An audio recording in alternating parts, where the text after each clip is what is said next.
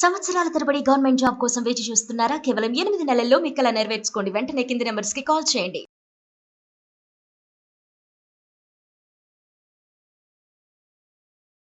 నమస్తే అమ్మా. నమస్తే అమ్మా. అమ్మా, హ్మ్. భగవంతుణ్ణి హ్మ్. ఏం ప్రార్థించాలి? భగవంతుని ప్రార్థన అనేది ఎలా ఉండాలి? అంటే ఏం కోరుకోవాలి? ఏం కోరుకోవాలి? అది బాగుంది. మనిషి కోరికల పుట్ట. ఒక కోరిక తీరితే ఇంకో కోరిక వస్తూనే ఉంటుంది. పాము పుట్టలో నుంచి అనేకమైన పాములు వచ్చినట్టుగా మనిషి మనసులో నుంచి కోరికలు అనే పాములు వస్తూనే ఉంటాయి. కానీ ఏం కోరుకోవాలో తెలియదు. కోరుకోవాలని తెలుసు కానీ ఏం కోరుకోవాలో తెలియదు. చిన్నపిల్లవాడు ఏడుస్తూ ఉంటాడు, అది కావాలి, అది కావాలి, అది కావాలి, అదేమిటో వాడికి తెలియదు. వీళ్ళెంతో విలువైన వస్తువులన్నీ ఇస్తే అదేమీ కాదు. అక్కడ మనం పడేసినటువంటి సబ్బు కాటనో ఏదో వాడు కావాలని అడుగుతాడు. అంటే ఏం కావాలో తెలియదు కానీ కావాలని ఏడుస్తూ ఉంటాడు. ఆ పిల్లడి మనస్తత్వమే మనిషికి ఎంత వయసు వచ్చినా ఉండేది. ఏదో కావాలని తెలుసు కానీ ఏం కావాలో తెలియదు. అందుకని శంకర్లు మనకి పూజా విధానంలో నువ్వేం కావాలో, నీకు ఏం కోరుకోవాలో తెలియదు కనుక ఇదిగో నేను చెప్తున్నాను, ఇలా కోరుకోమని చెప్పి సంకల్పంలో చెప్పారు. ధర్మార్థ కామ మోక్ష చతుర్విధ ఫల పురుషార్థ సిద్ధ్యర్థం అని. ధర్మము, అర్థము, కామము అనబడే చతుర్విధ ఫల పురుషార్థాలు నాకు లభించాలి అని చెప్పి ఇవే కదా కావాలి మనిషి అయిన వాడు పుట్టాక సాధించాల్సినవి. కానీ అట్లా కాకుండా ఇంకా తర్వాత చాలా కోరుకుంటాం. ఏం కోరుకోవాలో తెలియదు కనుక ఇలా చెప్పినా అది సంకల్పంలో చెప్పుకుని రోజు సంకల్పం చెప్పి పూజ చేసుకునే అలవాటు కూడా చాలా మందికి లేదు కదా. అంచేత అది కూడా కాకుండా అది కావాలి, ఇది కావాలి, అది కావాలి అని కోరుకుంటారు. ఇవన్నీ అయ్యాక ఏదో మా అమ్మాయికి పెళ్లి కావాలి కోరుకుంటారు. అయ్యాక మళ్ళీ అయితే పూజ మానేస్తావా? మానవు కదా. మనవడు పుట్టాలి, ఆ తర్వాత వాడు చదువు, ఇలా పెరిగిపోతూ ఉంటాయి. ఇవన్నీ వాళ్ళు చూసుకుంటారు కదా. నువ్వు నీ కూతురు గురించి చూసుకున్నట్టు నీ కూతురు తన కొడుకు గురించి చూసుకోదు. నీకెందుకు సమస్య?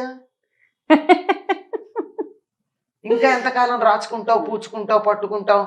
ఏదన్నా తేడా వస్తే నీ వల్ల అని మళ్ళీ చివాట్లు తినడానికి పిల్లల నుంచే. అందువల్ల నిజానికి ఏం కోరుకోవాలని చెప్తారంటే, ఇది విదురుడు కృష్ణుని ప్రార్థించాడు అంటారు. ఏదైనా సరే అనాయాసేన మరణం వినా దైన్యేన జీవనం దేహాంతే తవ సాయుధ్యం దేహిమే జనార్దన. ఇది కోరుకోవాల్సింది, అంతకన్నా ఇంకేమక్కర్లా. అనాయాసేన మరణం, ఏ రకమైన కష్టము లేకుండా నాకు మరణం రావాలి. ఇది చాలా కష్టం అండి. అందులో ఈ కాలంలో నరకయాతన ఇక్కడే పడకుండా శరీరం వదలడం అన్న చాలా తక్కువ మందికి లభ్యమవుతోంది. నరకం ఇక్కడే అనుభవిస్తున్నారు. హాయిగా ప్రాణం వదలడం ఎట్లా? ఉర్వారుకమివ బంధనాన్ మృత్యోర్ముక్షీయమామృతాత్ అన్నట్టు వదలాలి. అంటే దోసపండు తొడిమ నుండి విడిపడి ఏ రకంగా ఏ శ్రమ తెలియకుండా యువతలకు వస్తుందో అంత హాయిగా నన్ను మృత్యువు నుండి దూరం చేయమని రోజు ప్రార్థిస్తాం మనం, మహామృత్యుంజయ మంత్రం అన్న పేరుతో. అట్లాంటి మరణం కావాలి అనాయాసంగా.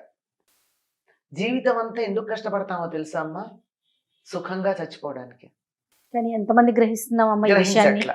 అందుకే ఇది గుర్తు చేస్తున్నారు. రెండోది వినా దైన్యేన జీవనం, ఏ రకమైన దైన్యము లేకుండా బతకడం. అంటే ఆఖరి క్షణం దాకా నేను ఎవరి మీద ఆధారపడకుండా అంటే ఏమిటి? ఆర్థికంగా, శారీరకంగా, ఆరోగ్యపరంగా, మానసికంగా ఏ విషయంలోనూ నాకు నువ్వు సాయం చేస్తావా, నువ్వు నాకు వాళ్ళు తోడుంటావా, నా పక్కన కూర్చుంటావా, నాకు వండి పెడతావా, నా నోట్లో పెడతావా, ఇవన్నీ అడగడమే కదా. అవును, అడిగామంటే దీనత్వం ఉన్నట్టే కదా. ఇవేవి అడగకుండా, అసలు దైన్యం అన్నదే లేకుండా ఆఖరి క్షణం దాకా, ఆఖరి ఊపిరి దాకా నీకు నచ్చినటువంటి పని, నీకు ఇష్టమైనటువంటి పని చేసుకుంటూ హా అని అబ్దుల్ కలాం గారు వదిలేశారే ప్రాణం, అట్లా వదిలేయాలి. ఒక మహర్షి మహాప్రస్థానం అని అన్నాను అప్పుడు నేను అబ్దుల్ కలాం గారి గురించి. ఆయన శరీరం వదిలిన తీరు చూసి మహర్షి అలా వదలగలడు కనుక వినా దైన్యేన జీవనం, ఎప్పటి మీద ఏ రకంగానూ ఆధారపడకుండా హాయిగా బతకడం. దేహాంతే తవ సాయుధ్యం, శరీరం వదిలిపెట్టాక నీతో కలిసిపోవడం. ఇవ్విన ఆయన నాకు ఇవ్వాలి అని కోరుకోవాలట. ఇందులో అన్నీ ఉన్నాయా లేదా? అనునిత్యం అమ్మా, అనునిత్యం. ఇప్పుడు వినా దైన్యన జీవనం అన్నప్పుడు నా కూతురు పెళ్లి గురించి నా కొడుకు ఉద్యోగం గురించి, నా లోను తీరడం గురించి, నా ఇల్లు నిర్మాణం గురించి, ఇవేవి నేను ఎవరి మీద ఆధారపడకుండా, ఎవరిని అడగకుండా, అడుక్కోకుండా జరిగిపోవడం ఉందా వినాదైన్యన జీవనంలో? ఉంది కదా. ఇంకేమిటి కోరుకోవాలి? అనాయాసేన మరణం.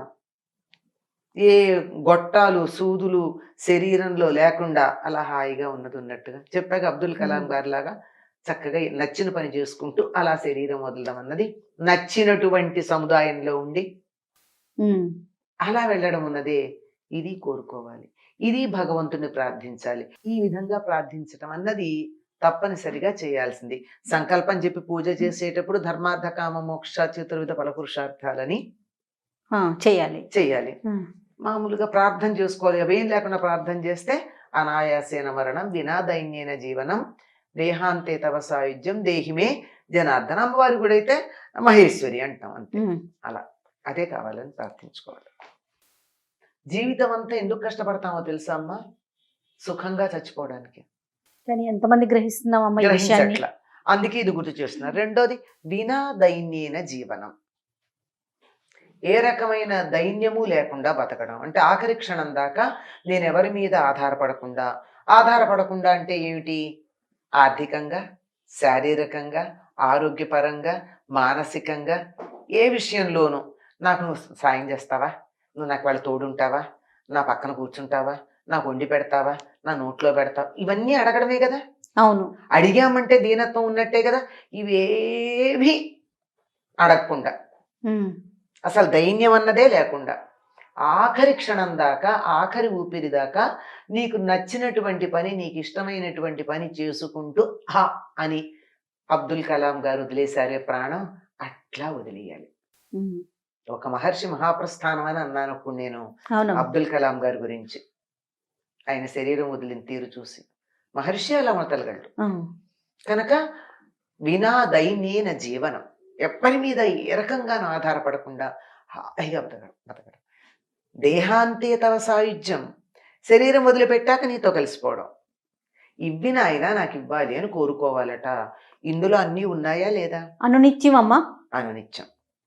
ఇప్పుడు వినాదైన్యన జీవనం అన్నప్పుడు నా కూతురు పెళ్లి గురించి, నా కొడుకు ఉద్యోగం గురించి, నా లోను తీరడం గురించి, నా ఇల్లు నిర్మాణం గురించి, ఇవేవి నేను ఎవరి మీద ఆధారపడకుండా, ఎవరిని అడగకుండా, అడుక్కోకుండా జరిగిపోవడం ఉందా వినాదైన్యన జీవనంలో? ఉంది కదా. ఇంకేమిటి కోరుకోవాలి? అనాయాసేన మరణం. ఏ గొట్టాలు సూదులు శరీరంలో లేకుండా అలా హాయిగా ఉన్నది ఉన్నట్టుగా చెప్పాక అబ్దుల్ కలాం గారి లాగా చక్కగా నచ్చిన పని చేసుకుంటూ అలా శరీరం వదలడం అన్నది నచ్చినటువంటి సముదాయంలో ఉండి అలా వెళ్ళడం ఉన్నదే.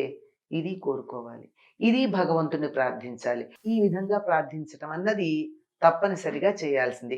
సంకల్పం చెప్పి పూజ చేసేటప్పుడు ధర్మార్థ కామ మోక్ష చతుర్విధ ఫలపురుషార్థాలని చేయాలి. మామూలుగా ప్రార్థన చేసుకోవాలి. అవేం లేకుండా ప్రార్థన చేస్తే అనాయాసేన మరణం వినాదైన్యన జీవనం దేహాంతే తవ సాయుధ్యం దేహిమే జనార్దన. అమ్మవారి కూడా అయితే మహేశ్వరి అంటాం అంతే. అలా అదే కావాలని ప్రార్థించుకోవాలి. నమస్తే.